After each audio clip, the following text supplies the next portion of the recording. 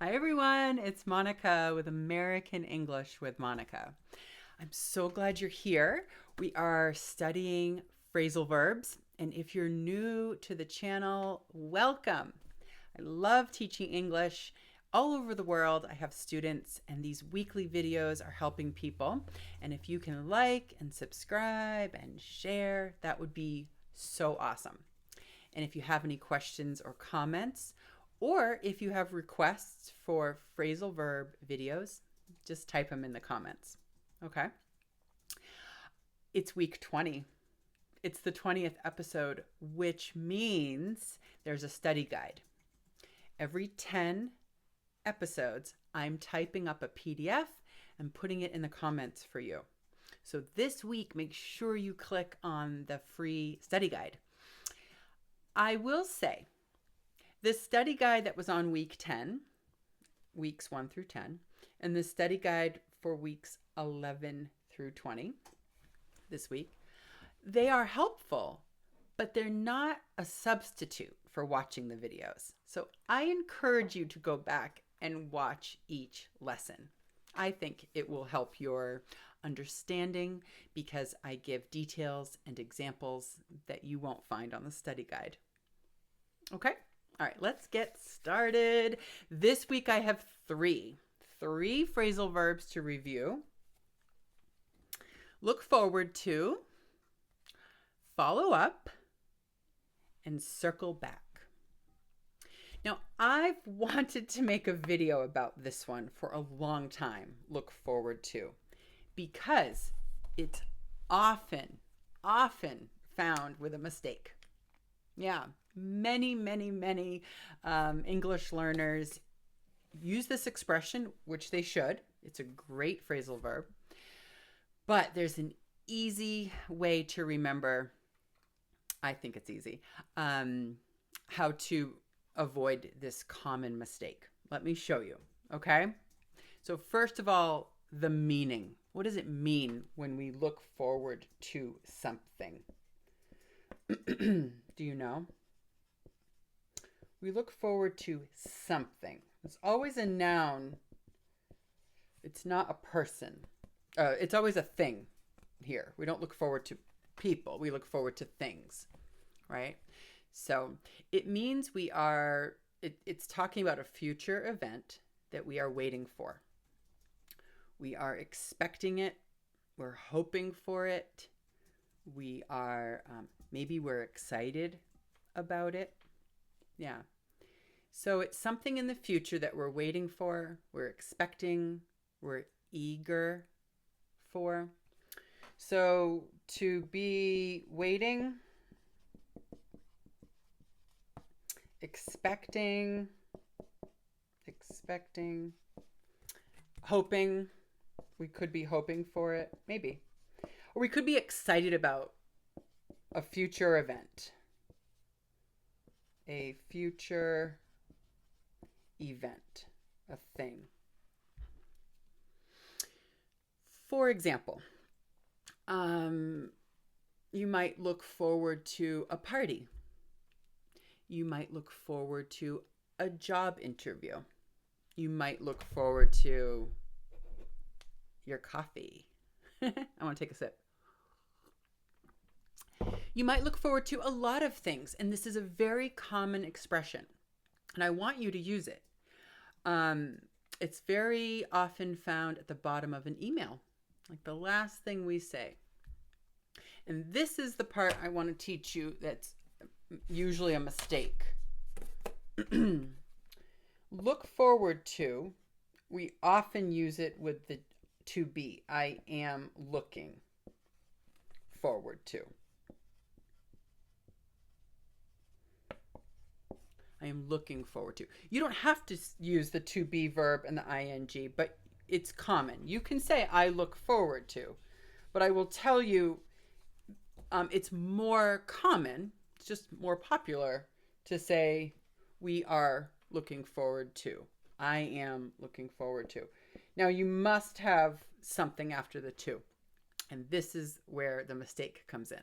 The verb, if you use a verb, a gerund, it must have ing. It must have ing. Let me use a color. I'm looking forward to talking to you.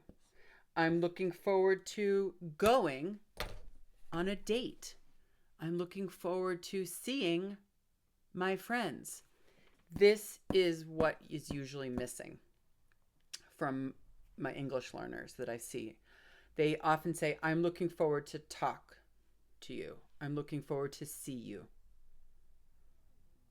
If you have a gerund verb, you must use ing. You must make sure you have a full gerund with the ing, with a verb. Okay? So I'm looking forward to the meeting.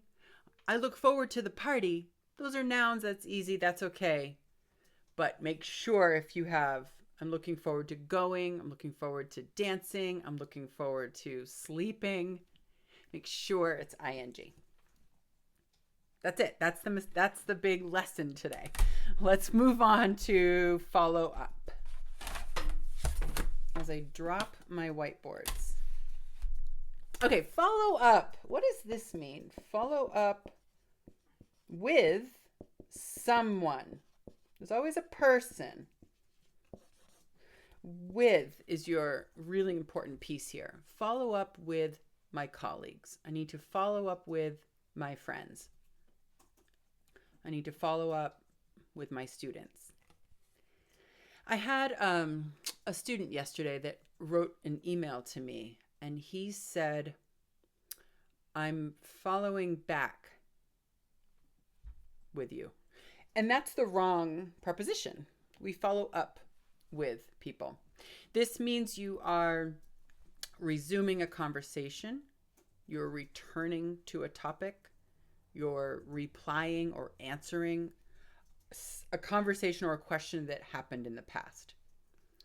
So we use this when a conversation started in the past and now you are continuing the conversation. Okay? You might just be giving an answer, right? I got an invitation to a party and I need to follow up. I need to answer. So I'll text my friend, hey, I'm following up about your party. Yes, I will be there. And I'm looking forward to seeing you. Okay, so make sure you follow up. We use this in business English a lot. Your manager wants you to follow up with her by next week about a project. She followed up with her colleagues about the new marketing plan. Okay, so don't forget up and don't forget with when we use this. And it just means to return to a conversation, to continue a topic, or to give an answer about a previously asked question. Okay, the next one is the same meaning, circle back. When you circle back to someone, not with, it's the same meaning as follow up. Circle back to your boss by next week.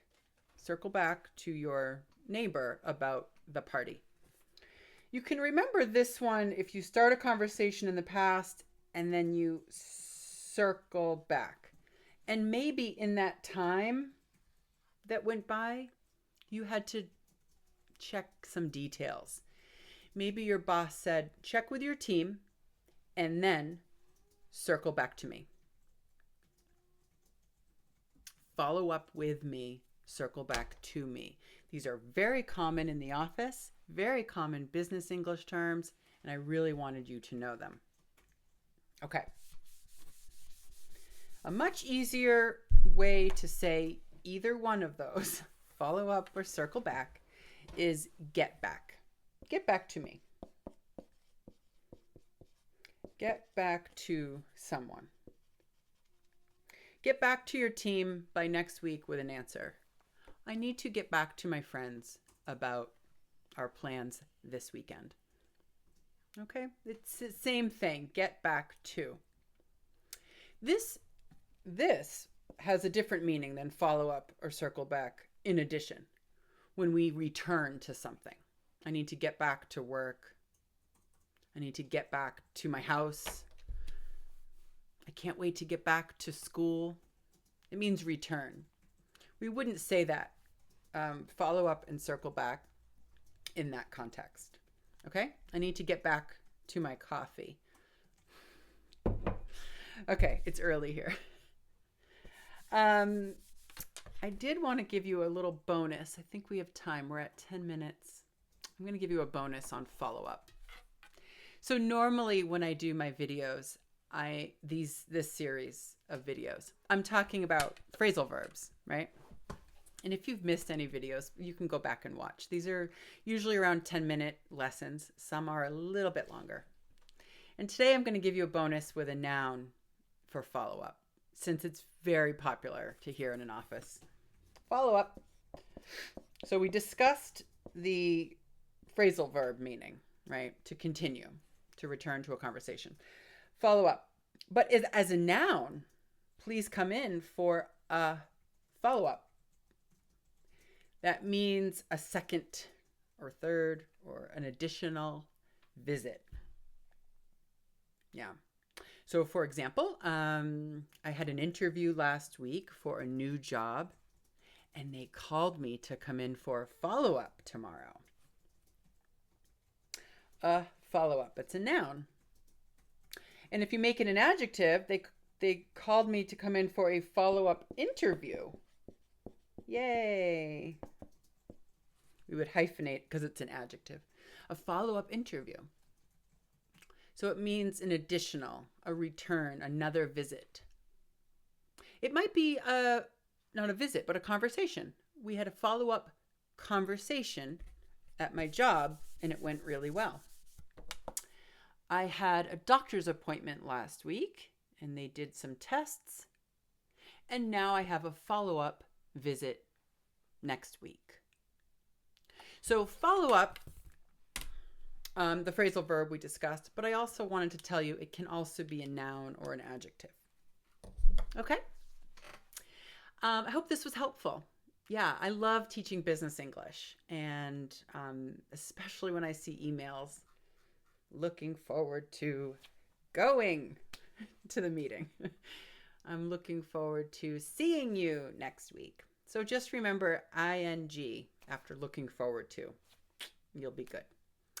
All right. If you have any questions or comments or requests for phrasal verbs that you'd like me to make a video about, please put them in the comments. Okay? I'll see you next time. Bye.